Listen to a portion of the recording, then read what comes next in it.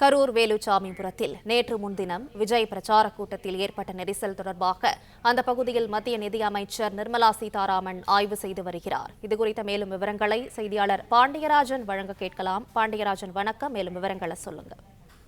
தமிழக வெற்றி கழகத்தின் தலைவர் விஜய் நேற்று முன்தினம் கரூர் வேலுசாமிபுரத்தில் அவருடைய அந்த தேர்தல் பரப்புரையை மேற்கொண்டிருந்தார். அங்கு ஏற்பட்ட கூட்ட நெரிசல் காரணமாக 41 பேர் உயிரிழந்த அந்த சம்பவ இடத்தில் மத்திய நிதியமைச்சர் நிர்மலா சீதாராமன் தற்போது ஆய்வு மேற்கொண்டிருக்கிறார்.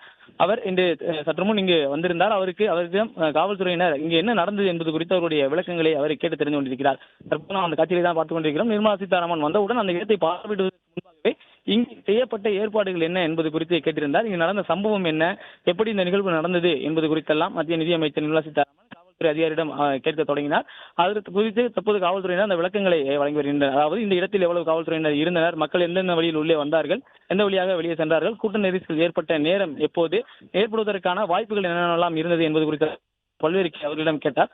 அதற்கு காவல்துறை சார்பில் அவர்கள் விளக்கத்தை அளித்திருக்கிறார்கள். தற்போது இந்த வேலுசாமிபுரத்தில் அதிக அளவிலான உயிரிழப்புகள் ஏற்படக்கூடிய அந்த பகுதியாக இருக்கக்கூடிய அந்த ஃபோர்ட் கிராஸ் ரோடு மற்றும் அதற்கு எதிர் சந்து ஆகிய பகுதிகளில் தற்போது இந்த போலீஸ் காவல்துறையினுடைய கட்டுப்பாட்டில் இருக்கிறது. அதில் முழுவதுமாக சீல் செய்யப்பட்டிருக்கிறது. கயிறுகள் கட்டப்பட்டு பேரிகார்டுகள் வைத்திருக்கிறது. அந்த இடங்களை இன்னும் சிறிது நேரத்தில் அவர் பார்வையிட இருக்கிறார்.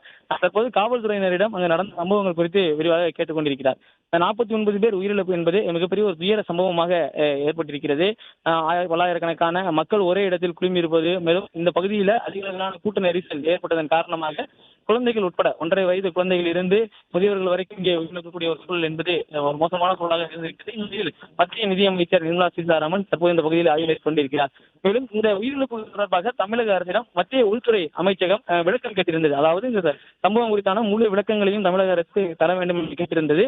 அதற்காகவும் கேட்கக்கூடிய நிலையில தற்போது நிதியமைச்சர் அவர்கள் நேரடியாக அந்த சம்பவ இடத்திற்கு வந்திருக்கிறார். இங்கே நடக்கக்கூடிய அந்த நிகழ்வுகள் என்ன, சூழல் என்ன என்பது குறித்து அவருடைய அரசு அதிகாரியிடம் முதலில் கேட்டு தெரிந்து கொண்டிருக்கிறார். அவருடனான வட்டாட்சியர், இந்த பகுதியில் இருக்கக்கூடிய அரசு அதிகாரிகள் அனைவருமே இப்போது குழுவாக இருக்கின்றனர். அவர் எப்போது அனுமதி கொடுக்கும்போது என்ன நிபந்தனைகள் கொடுக்கப்பட்டது, இங்கே எவ்வளவு கூட்டம் வந்தது என்பது குறித்தெல்லாம் அவர் கேட்டறிந்திருக்கிறார். ஒவ்வொரு இடமாக நின்று ஒவ்வொரு அதிகாரிகளிடமும் இங்கு நடந்த நிகழ்வுகள் குறித்து அவர் கேட்டுக்கொள்ளக்கூடிய அந்த காட்சிகளை தான் பார்த்து கொண்டிருக்கிறோம்.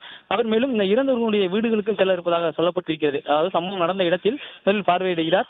அதன் பிறகு இங்கிருந்து புறப்பட்டு அருகில் இருக்கக்கூடிய இல்லங்களுக்கு செல்கிறார். அதாவது உயிரிழப்புகள் ஏற்பட்ட குடும்பங்களுக்கு சென்று ஆறுதல் தெரிவிக்க இருக்கிறார்.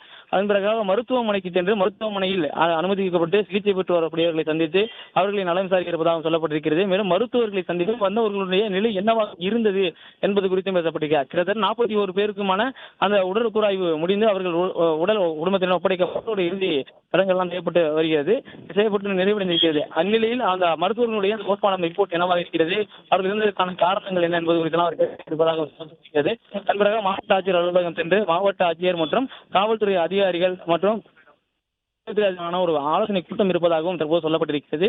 கரூரில் விஜயினுடைய அந்த தேர்தல் பரப்புரை நடைபெற்ற அந்த வேலுசாமிபுரம் பகுதியில் மத்திய நிதியமைச்சர் நிர்மலா சீதாராமன் தற்போது பார்வையிட்டு ஆய்வினை மேற்கொண்டு வருகிறார். பிளே ஸ்டோர் மற்றும் ஆப் ஸ்டோரில் இருந்து பாலிமர் செயலியை QR கோடு மூலம் பதிவிறக்கம் செய்யுங்கள். செய்திகளை உடனுக்குடன் பெறுங்கள்.